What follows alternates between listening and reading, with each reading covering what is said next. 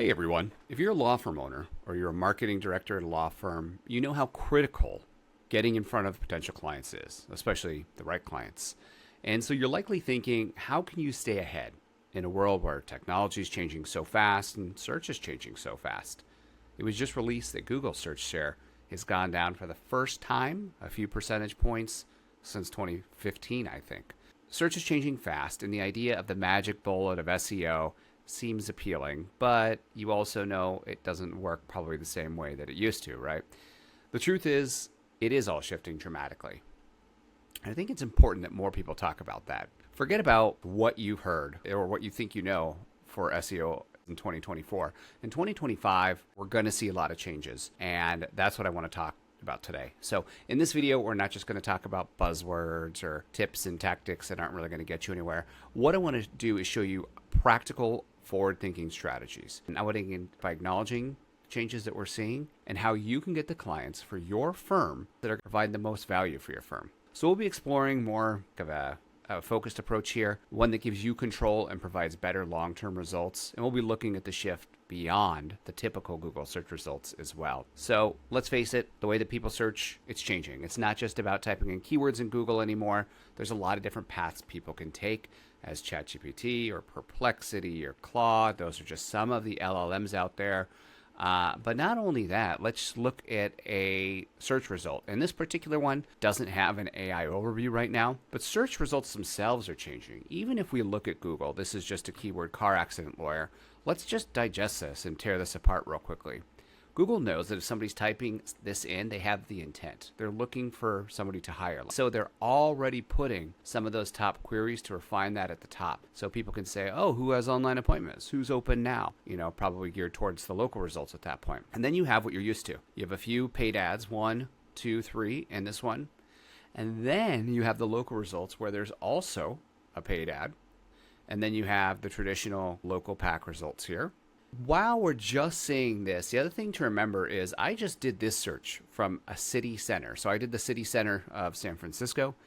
If I was searching from over here, these results are likely to change because proximity, where the person's actually searching from, has a big impact. But not only that, a lot of things that SEOs just don't like to talk about is there's basically an index for desktop search results or computer results, but on your mobile phone, those results are a different index as well. In Google, when they're indexing, they're typically looking at the mobile first version, right? Or that's what they are doing. But there are other versions, and that differs from Google Maps. And then the other search engines, right? We have Bing, like I already said, LLMs, so we're talking about Claude or ChatGPT and all these things. There's a lot of different ways people can find you. And I think it's important to know that, again, these searches change depending on where the person's searching from, physically located, the intent of that keyword, and then also to hours of the day. If your business is closed or marked as closed at certain times, you may not show up. And that's just something that we've been seeing recently. Moving on, after that, you have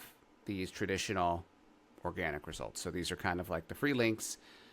But then in this particular one, we're now seeing TikTok videos, Reddit searches. We're seeing Instagram posts. We are seeing a lot of different types of results in search results. And so if I just change this even to attorney, you're going to see, guess what? It's changing. And now the search isn't localized. I changed my location when I did that. So now it's just generally doing the United States, which is obviously going to change the results. But the point is the same, really. And that's, it changes, right? It's going to change, and these results are going to be different. So first key is to really understand your market. If you're just getting an SEO report that has a keyword and a ranking number, that is basically useless because, again, just all of the complexity and the way that things can change depending on where the person's searching, etc. You need to start by fully understanding, if you want to be successful, what your share of search is and what it needs to be. And so what I mean by that is just take this example. If I wanted to rank for car accident attorney, and let's say that I was in a specific area here, Las Vegas, Nevada, my goal would be to rank for car accident attorney because that has the same intent. It would be lawyer, law firm. And then we'd have to look at each of those keywords and see what's driving the intent behind it. Is there a difference between attorney and law firm in your specific market? The search share landscape has to be that granular when you're looking at this.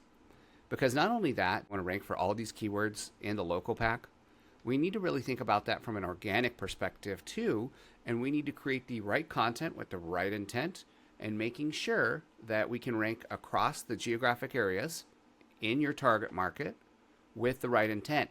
In some cases, you'll find that one page can rank well for this general head keyword term, car accident attorney, but car accident attorney near me may require a different page. It all depends on your market. So I'm just going to put near me here in San Francisco just to kind of emulate this search. Again, showing that intent. And then we have local business. We have people also ask. And then we have all these results. So now going back to share search, that was the first kind of step, right? Second step is organically, where do I need to be? Because these results are shifting. Again, time of day, various results, they're not just the same for everyone. So that old thinking needs to go out the window. So for share of search, you can see, hey, it looks like Google's really rewarding 2 brands, and then Yelp, another brand, a brand, brand, and then SF list, okay? So in this one, it's probably not as important to be showing up in Yelp, but how many searches have you done where you've seen super lawyers show up for a query, right?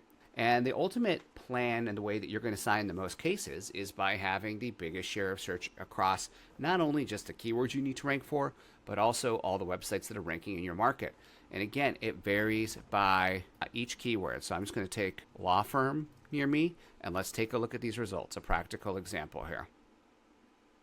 This one's 1, 2, 3, then Yelp. And let's see if we have the same type of results for this one. Cartwright. Looks like the other list one is gone, the other listicle website. But if we have a full list of keywords and we're looking at all those variants, then we can get a clear picture. Most of the traffic are going to these keywords.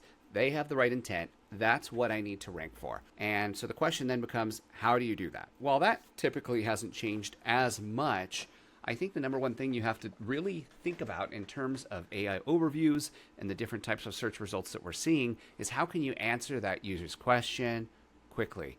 I think SEOs ruin the internet in a way where, we're creating a lot of content, for example, just for the purpose of lengthening content to make websites rank better. And the adverse effect of that is you get on a web page and you get analysis paralysis. You're like, hey, I don't know where to scroll. I don't find the information I need. So then Google introduced a new way, and then they started, hey, let's take you directly to that place on the page that you searched for so you can get that information. And now we're seeing AI overviews for these things. So let's see here. Who are the best car accident attorneys in San Francisco? And let's see what pulls up here. Now we have Yelp today. Then we have SF list, what we've already seen. So then there's case to say, hey, look, we need to show up here too. And that needs to be a part of your strategy. And then also Reddit. Make sure that people know your brand. The next thing that I want to talk about here, and that's your brand. So many law firms I've worked with over the past almost 2 decades, very few of them have ever focused on the brand. It's just, where's the next case coming from? But the subtle differences that you see in the brands that are very successful is, number one, you know about them. So there's that. But number 2, they don't just get a lead. And then that's where that lead ends. Let's say that somebody calls your firm right now. If you're not signing that case, what happened to that lead? Is that the end of it? Think about that.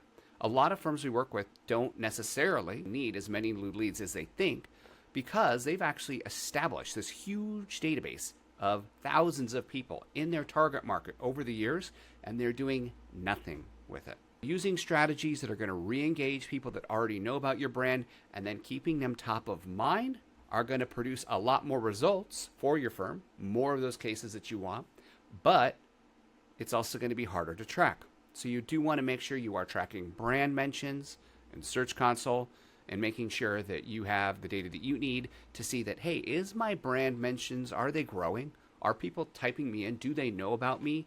Because it is a lot easier to sign up clients if people know about you. They've already trusted you. They're not having to land on your website and you're having to sell them. Think about the barriers that come with traditional SEO. Like, while I'm still a huge believer in it and we use it ourselves, if they've never heard of you, they've landed on your content and maybe it's a long tail. You're answering a question. What should I do after a car accident? And then they read about you. Maybe they click away. Maybe they're not sure if they want to hire a lawyer. Then they come back. Whatever their journey is, once they've landed on your website, if they don't know about you, you have to sell them. And a lot of websites are very weak at that. A lot of law firm websites are really not true sales tools. Like if you were to ask a sales expert in any other industry that their job is to sell things, right? They're going to say, hey, well, this web page looks like it's probably optimized for SEO, and you're not actually taking the client on any journey. For us, we use StoryBrand, and we, position you as the guide, and we help the client through their most difficult time, and we talk about all that. We use this very specific framework that converts way higher than just having a text page optimized for SEO. And that brings me to another mistake that we just really need to let go of. Let's leave it in 2024, and that's creating websites and web pages just for search engines, because even if you're getting that traffic, you have to ask yourself, are they going to sign with you? Are they going to have that trust? Now, bigger firms have fixed this a little bit by having such a solid intake system. They don't need the attorneys to say who's signing these cases. They have a very good process that they follow, and it works. And if you figure out what works, of course, you just double down on that, and that's going to help increase conversions. But for most firms, that's not the case. There's either an attorney on the mix somewhere along that first call or second call, and the case isn't being signed, and there's no momentum, and that person isn't maybe actually getting the best customer experience. And so going back to building a brand, the other thing that's important is you need to do it in the context of building the best customer experience. Every interaction somebody has with your law firm is an opportunity for you to shine, to get people talking about your brand, helping people, giving away information, showing them that you are the best. So the next thing I wanted to touch on again is talking a little bit about LLMs. And for that, large language models, let's go to Bing. So Bing is what's powering ChatGPT right now. And since Bing has a little bit more search share than they did, we're seeing, a little slight decrease in Google, but also some of these results are going to power ChatGPT. The thing you need to know about that is those results are going to differ quite a lot as well. So if you're looking to use a traditional ranking tool to say, where am I ranking on ChatGPT? That's the wrong answer. What you want to say is how many times are you coming up for different queries, because those results will change. The searches will change. Everybody's typing for this same information a little bit differently. And even though I typed in the same keyword, the information retrieval might be slightly different. It might pull up different sources. So the key there is kind of being everywhere, right? But looking at Bing results, we see Callaway and Hoff here, and then we see all of these other sites where they're referencing specific questions. And then we have their local results. This one's powered by Yelp, their reviews. This one, the reviews are powered by Facebook, etc. So then we have Dolan down here, and these other websites. Again, same principle though. The goal here is to make sure that you're showing up specifically everywhere that you need to be, where people are looking, and not settling for just that number on the keyword score, okay? You need to be focused on building your brand. And so how do we do this? Like some of the practical tips that we do at Juris Digital. Number one is we create listicles where we're talking about these are some of the highest rated attorneys, right? And we're publishing that information on third-party websites. That could be FindLaw. It could be a legal blog. It could be a different resource. But we're citing these, building these studies, and we're reinforcing these language models that are being trained. So the more that Google crawls, the more that large language models are crawling and taking in information, we're creating that. Another option is we saw those TikTok videos, right? We saw YouTube. We didn't see it in the examples we looked at today, but YouTube is common in there as well. And YouTube Shorts, again, reinforcing your brand, okay? And I think that's really the true path to SEO success for law firms in 2025 and beyond, is it's really not just, hey, let's get ranking for car accident lawyer in my market, in the local pack, and organically. We really need to think outside the box because so much has changed. So that could be a YouTube strategy. It could be optimizing for more voice search queries. I don't know, but if you're like me, I'm using voice again, even though it kind of went away. Now I'm back on it, talking to ChatGPT all the time. Local SEO, and then content clusters and topics.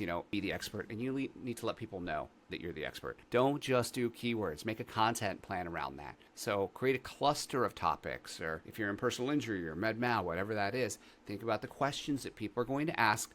Create content around those in different formats and answer them quickly. Get to the answer. Get to the meat and potatoes of that answer. Don't drown it in there, because you're going to have a lot harder time ranking or showing up in any of these other generative search options. So I think the other thing that you need to really consider as well is pay-per-click. So some people hate it. Some people love it. Obviously, big firms are still spending tons of money in there. You should always have a portion of your budget allocated to paid. And we just want to make sure that we're, again, just showing up everywhere that you can. So you have featured snippets, you have different types of results that show up.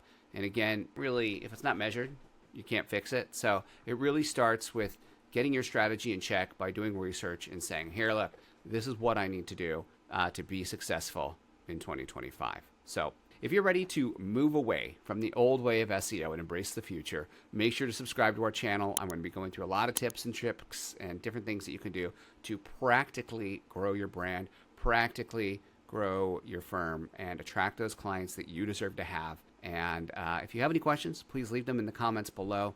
I will be making videos based on comments that I get because what you care about is important to me, and I want to make sure that you nail this and that you have the information you need to feel that you're successful.